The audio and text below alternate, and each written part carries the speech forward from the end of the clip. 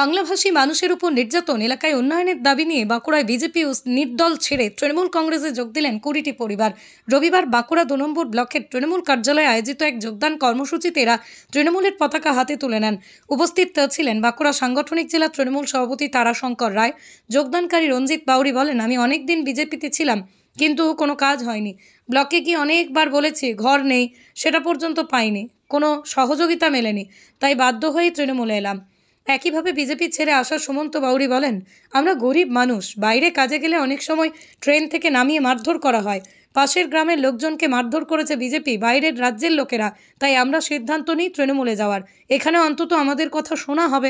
করতাম বিজেপি থেকে অনেকদিন করলাম, যে করার পরে দেখছি কোনো সহযোগিতা পাচ্ছি নি। ব্লকে যাচ্ছি, কাজ তোমার কোনো যা বলছি কিছু পাচ্ছি নি।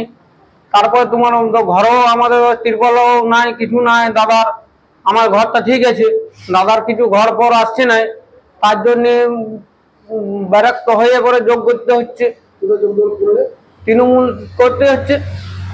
তৃণমূল করার কেউ কারণ হচ্ছে কোনো ফ্যাসিলিটি পাচ্ছি নি, আর পাচ্ছি নি বিজেপির থেকে, ওই জন্য যোগদান করছি।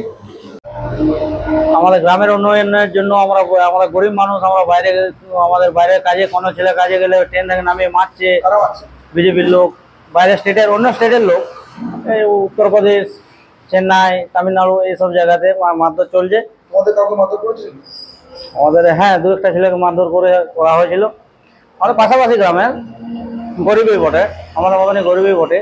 এই প্রসঙ্গে তৃণমূলের জেলা সভাপতি তারাশঙ্কর রায় বলেন, আজ বাঁকুড়া 2 নম্বর ব্লকের বাউরি সম্প্রদায়ের 20টি পরিবার বিজেপি ও নির্দল ছেড়ে তৃণমূলে যোগ দিয়েছেন।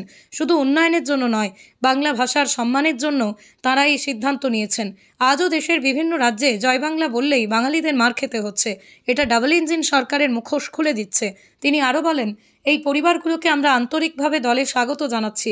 আশা করি তারা সক্রিয়ভাবে তৃণমূলের হয়ে আগামী দিনে মানুষের পাশে দাঁড়াবে। আজকে বাঁকুড়া টুয়ের